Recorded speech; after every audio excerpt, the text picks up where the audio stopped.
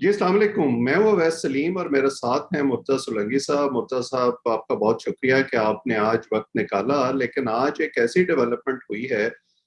جس کے بعد مجھے لگا کہ اس پہ بات کرنا بڑا ضروری ہے۔ جب عمران خان صاحب نے لاہور میں جلسہ کیا تھا تو اس میں انہوں نے کہا تھا کہ میں اتنا ضروری نہیں ہوں ملک کے لیے جتنی فوج ضروری ہے، لیکن ہم دیکھ رہے تھے کہ جو پی ٹی آئی کا سوشل میڈیا ہے وہ خاصی تنقید کر رہا ہے فوج پر، اور خاص طور پر جنرل باجوہ پر، جب سے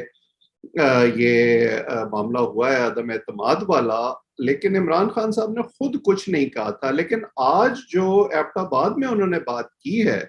میں چاہتا ہوں کہ پہلے وہ میں آپ کو سنواؤں اور پھر اس پر ہم بات کریں۔ نوجوانوں، یہ کون تھے میر جعفر اور میر صادق؟ جن کو نہیں پتا میں پھر سے بتا دوں، میر جعفر جو مسلمانوں کا،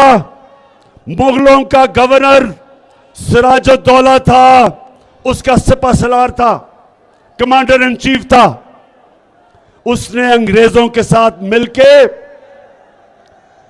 غداری کی سراج الدولہ سے، مسلمانوں سے۔ انگریز جیتے، انگریزوں نے بنگال جو مغلوں کا سب سے امیر صوبہ تھا، سب سے زیادہ پیسہ بنگال سے آتا تھا، وہ صوبے کو میر جعفر کی وجہ سے انگریزوں کے غلامی میں گیا۔ آپ نے دیکھا کہ جو ہے دو تین باتیں کی انہوں نے اس میں۔ ایک تو انہوں نے سپہ سالار کی بات کی، جو ہمارے سپہ سالار تو جنرل باجوہ ہیں۔ انہوں نے کمانڈر ان چیف کی بات کی، ہمارے ملک میں وہ ٹائٹل جو ہے وہ صدر عارف الوی کے پاس ہے۔ تو یہ عمران خان صاحب کس کو پیغام دینے کی کوشش کر رہے ہیں؟ کس طرف جا رہی ہیں یہ چیزیں؟ میرے خیال میں ہر آدمی جس میں تھوڑی سی بھی سیاسی سمجھ بوجھ ہے، ان کو پتا ہے کہ وہ براہ راست ملک کی جو سیکورٹی اسٹیبلشمنٹ اور اس کے جو سربراہ ہیں جنرل باجوہ، ان کو نشانہ بنا رہے ہیں۔ اور نشانہ بنانے کی وجہ، جو اصل وجہ ہے، وہ تو یہ ہے کہ جب اسٹیبلشمنٹ نے جو سیاسی محاذہ رہی تھی حکومت عمران خان کی اور اپوزیشن کی، اس میں غیر جانبدار رہنے کا فیصلہ کیا اور عمران خان کی جائز ناجائز مدد کرنے سے انکار کیا، تو اس کے بعد عمران خان نے ان حملوں کا آغاز کیا۔ عمران خان خود یہ کہتے ہیں کہ جولائی میں پچھلے سال مجھے پتہ چل گیا تھا۔ اب ہمارے بہت سارے جو سیاسی مبصر ہیں، جو یہ علم رکھتے ہیں ریڈ زون کی سیاست کا، وہ یہ بات کہتے رہے ہیں کہ جولائی میں پہلی دفعہ ایسا ہوا کہ آرمی چیف گئے جنرل عمران خان کے پاس اور کہا کہ اب وقت آ گیا ہے کہ ہم کچھ تبدیلیاں کریں گے اپنے تنظیمی جو ٹائم ٹیبل ہے اس کے حساب سے۔ اور ان میں اس وقت کے جو ڈی جی آئی ایس ہے ان کا تبادلہ شامل ہے۔ تو اس وقت انہوں نے کچھ جز بز کی کہ نہیں، ہیزیٹیٹ کیا، پھر اگست میں یہ ہوا، اور ابھی خود انہوں نے اپنے پاڈ کاسٹ میں اس کا اظہار کیا کہ میرا اختلاف یہ تھا کہ یہ مشکل وقت آ رہا ہے تو انٹیلیجنس چیف کو نہیں ہٹانا چاہیے۔ اور تو یہ اس مشکل وقت سے ان کی مراد ان کی حکومت کے لیے سیاسی مشکل تھی۔ جی، تو وہ یہ خود ہی مان رہے ہیں کہ ان کے مخالفین کو دبانا اور ان کے مخالفین کے حوصلے پست کرنا اور ان کی حکومت کا سیاسی مینجمنٹ اور سیاسی دفاع وہ سابق جو انٹیلیجنس سربراہ ہے وہ کر رہے تھے. اب جو مجھے پاکستان کے قوانین کا اور آئین کا پتہ ہے یہ ان کا کام نہیں تھا. اگر عمران خان کے بقول وہ یہ کام کر رہے تھے تو وہ آئینی کام نہیں تھا. تو جو ان کا غصہ ہے وہ تو آپ کو سمجھ میں آتا ہے کہ اس کی وجہ کیا ہے. لیکن جو انہوں نے سازش کا بیانیہ گھڑا اور اس میں امریکہ کو شامل کیا، وہ جب آج یہ کہہ رہے تھے جلسے کے اندر کہ انگریزوں کے ساتھ مل کے میر جعفر نے یہ کیا اور وہ ان کا کمانڈر تھا، تو اشارے ان کے یہ سارا موازنہ یہ ان کو لے کر اپنے ملک کے اندر آتے ہیں اور وہ یہ تاثر دینے کی کوشش کرتے ہیں کہ امریکہ نے سیکورٹی اسٹیبلشمنٹ کی مدد سے جو اپوزیشن ہے ان کو جوڑ کے اور میری حکومت گرائی. سارا جو ان کی چارج شیٹ ہے وہ یہ ہے اور وہ اس سے اپنے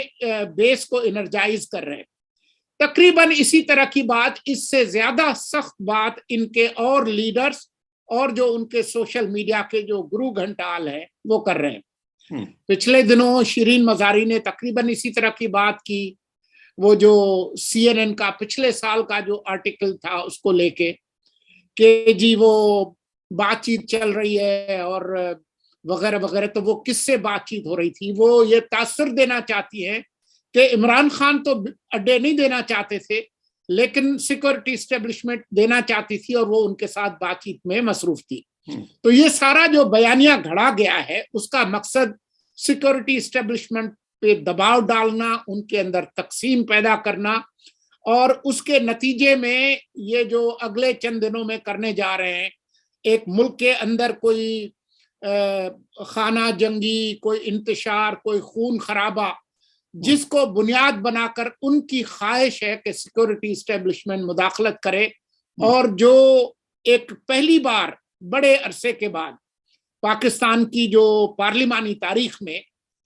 جو ایک حکومت ہے اس کو پارلیمانی طریقے سے ہٹایا گیا، جس کی راہ میں عمران خان رکاوٹ تھے، جس میں انہوں نے خود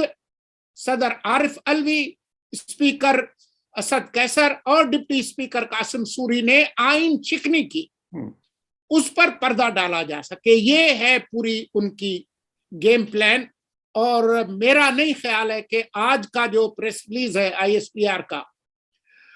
اس سے کوئی اثر پڑے گا جب تک کہ کوئی ڈرامائی اقدامات سیکورٹی اسٹیبلشمنٹ اور شہباز شریف کی حکومت نہ اٹھائے.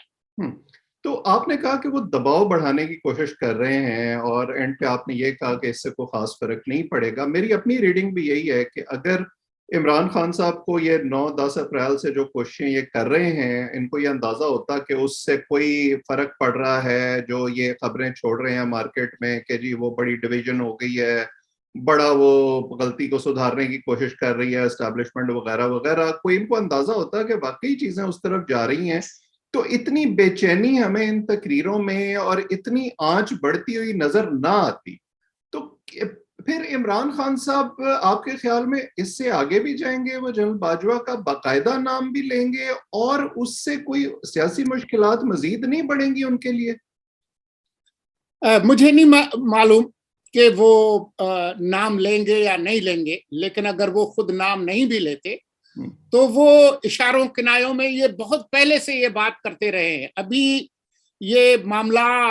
تحریک عدم اعتماد پیش ہی نہیں ہوئی تھی، اس سے پہلے آپ یاد کریں کہ وہ کئی دفعہ وہ خالد بن ولید کا ذکر کرتے تھے کہ جی جنگ کے دوران ان کو ہٹا دیا گیا. اب یہ کس کے لیے تھا؟ یہ کوئی سوچنا، اس کے لیے آپ کو کوئی راکٹ سائنٹسٹ کی ضرورت نہیں ہے. لیکن خود ان کے بیانیے کا تضاد اس سے کھل کے سامنے آ جاتا ہے کہ جنگ کے دوران کمانڈر ان چیف کو تبدیل کیا جا سکتا ہے، لیکن اگر آپ کی حکومت کی چولہے ہل رہی ہوں تو انٹیلیجنس چیف کو نہیں ہٹانا چاہیے. تو یہ پھر کھل کے سامنے آتا ہے. مجھے نہیں معلوم کہ وہ مزید اس طرف جائیں گے یا نہیں جائیں گے، لیکن یہ جو درجہ حرارت وہ بلند کر رہے ہیں اور جو کیتلی میں ابال جو لائے ہوئے ہیں، اس کا ایک مقصد تو یہی ہے، لیکن اس کا ایک دوسرا مقصد بھی ہے، اور وہ مقصد یہ ہے کہ ان کو پتا ہے کہ ان کے خلاف بہت ساری تحقیقات اور تفتیش ہو رہی ہے، چاہے وہ ان کا 1 ارب کی ہیلی کاپٹر رائیڈ ہو بنی گالا سے وزیر اعظم سیکریٹریٹ تک، چاہے وہ اور جو اسکینڈلز ہیں، آٹا اور چینی اور پیٹرول اور دوائیاں اور مالم جبا اور بی آر ٹی اور خیبر پختونخوا کے جو ہیلی کاپٹر رائڈز، پھر فراح گوگی کے جو معاملات ہیں،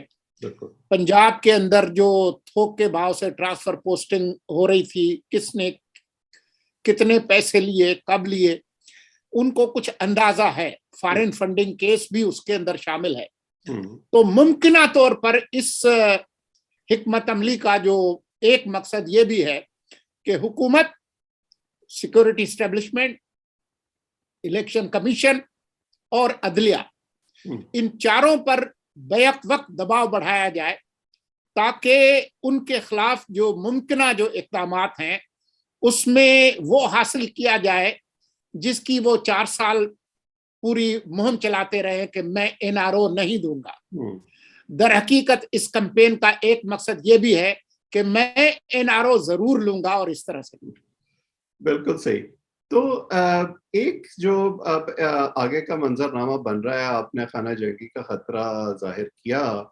دوسرا جو اس حوالے سے اب آپ نے خود ہی تذکرہ کیا کہ DGISPR کی جو پریس ریلیز ہے، انہوں نے بھی بڑے واضح انداز میں وارننگ دی ہے کہ اس قسم کی کوئی کوشش برداشت نہیں کی جائے گی۔ جو مقدمات ہو رہے ہیں یا جو کاروائی ہو رہی ہے، اور اس میں ایک اب جو سمیع ابراہیم ہیں ہمارے اینکر پرسن، ان کے خلاف بھی کاروائی شروع ہوئی ہے۔ ایک جو مجھے فرق لگتا ہے، کیونکہ ہمارے سیکیورٹی ادارے ہمیشہ سے اپنے اوپر تنقید پر بڑے جو ہے ان کو اعتراض ہوتا ہے، لیکن آپ کے جیسے لوگوں پر جب یہ اعتراض ہوتا تھا عمران خان صاحب کی حکومت کے اندر، اس کی بنیادی وجہ یہ تھی کہ آپ فوج سے اپنے آئینی کردار تک محدود رہنے کا مطالبہ کرتے تھے۔ اب جو لوگ فوج سے مطالبہ کر رہے ہیں، ان کا یہ خیال ہے کہ فوج کو آئینی کردار سے آگے بڑھ کر عمران خان صاحب کو سپورٹ کرنا چاہیے، اور ان کی حکومت یا تو بچانی چاہیے تھی یا دوبارہ بنوانی چاہیے۔ تو اس کو کیسے دیکھتے ہیں آپ؟ میرے خیال میں یہی بنیادی نقطہ ہے جو عمران کی سیاست ہے اور جو جمہوری سیاست ہے، اس کا بنیادی فرق جو ہے وہ آپ نے خود ہی واضح کر دیا۔ فوج کے ادارے پر ماضی میں جو تنقید ہوتی تھی، یا اس کے کچھ اہم افراد پر جو تنقید ہوتی تھی، ماضی کے جو سربراہان تھے اس پہ بھی جو تنقید ہوتی تھی، وہ اس بنیاد پہ تھی کہ آپ آئین کے اندر رہیں، آئین سے باہر نہ کھیلیں، آپ سیاست میں مداخلت نہ کریں۔ ان کا سارا جو زور ہے اس پہ کہ آپ ضرور مداخلت کریں اور ہماری حق میں مداخلت کریں، اور آئینی اور قانونی طریقے سے جو حکومت تبدیل ہوئی ہے اس کو غیر آئینی اور غیر قانونی طریقے سے برطرف کریں۔ یہ ہے ان کی جدوجہد۔ یہ بنیادی فرق ہے عمران کی اور جو دوسری جو سیاست ہے اس کے درمیان۔ تو آپ کو لگتا ہے کہ عمران خان صاحب جو ہے وہ، اب جو ان کا خیال ہے کہ وہ جلدی الیکشن حاصل کر لیں گے اور اس کے نتیجے میں 2/3 اکثریت حاصل کر لیں گے، بلکہ جو ایک انٹرویو انہوں نے دیا حال ہی میں، اس میں انہوں نے یہ بھی کہا کہ اگر ہم نے اکثریت نہ لی تو پھر ہم دوبارہ الیکشن کرائیں گے۔ اب مجھے نہیں پتا کہ ان کے کہنے پہ دوبارہ الیکشن کیسے ہوگا۔ تو یہ تو بڑی مشکل صورتحال ہو جائے گی کہ وہ جب تک جیتیں گے نہیں، وہ مانیں گے نہیں، اور وہ پھر سڑکوں پہ ہوں گے، تو یہ سلسلہ کہاں رکے گا جا کے؟ دیکھیں، عمران خان کی جو سیاسی سوجھ بوجھ ہے اور ملک کے آئین اور قانون کے بارے میں جو ان کا علم ہے، وہ ہم نے پچھلے 4 سال میں بھی دیکھا ہے۔ یہ وہ صاحب ہیں جو آرمی چیف کی ایکسٹینشن کا نوٹیفیکیشن نہیں نکال سکتے۔ آپ کو یاد ہوگا کہ سپریم کورٹ میں ان کو کتنا بے عزت ہونا پڑا تھا۔ ابھی اگر فاسٹ فارورڈ کر کے لے آئیں تو جس طریقے سے اپنی نوکری بچانے کے لیے چودھری پرویز الہی کو خوش کرنے کے لیے انہوں نے معصوم گگدام بزدار کا استعفیٰ لیا اپنے نام پہ، تو آپ کو حیرت نہیں ہونی چاہیے کہ وہ کچھ بھی کہہ سکتے ہیں، ان کے لیے اس کی کوئی اہمیت نہیں ہے کہ آئین اور قانون کے اندر کیا لکھا ہے۔ وہ مشہور امریکی صدر آپ کو یاد ہوں گے، ریڈ مائی لپس۔ تو عمران خان بھی یہی سمجھتے ہیں کہ ان کی خواہش، ان کے کہے ہوئے الفاظ قانون ہیں، اور جو ان کے کارکن ہیں وہ ایمان کا درجہ دے کر اور وہ اس کو پھیلائے، اس کی قطعاً ان کو کوئی وہ نہیں ہے۔ مجھے نہیں لگتا کہ اگر آج بھی الیکشن ہو اور فری اینڈ فیئر الیکشن ہو تو جو 2018 میں ان کو سیٹیں ملی تھی وہ ان کو ملے۔ جو الیکٹیبلس ہیں وہ آپ کو پتا ہے، کم از کم پنجاب کی حد تک تو آپ کے ذاتی مشاہدہ ہوگا کہ وہ ہوا کے بہت سارے رخ دیتے ہیں کہ پنڈی سے کس طرح کی ہوا چل رہی ہے، ان کے حکومت بننے کے کتنے امکانات ہیں، یہ جس سیاست کے رخ پر چل پڑے ہیں آبیل مجھے مار، اس کا فائدہ کیا ہوگا۔ تو یہ ساری چیزیں دیکھ کر لوگ فیصلہ کرتے ہیں، اور میں نہیں سمجھتا کہ مڈل کلاس کے ایک چھوٹے سے حصے کے علاوہ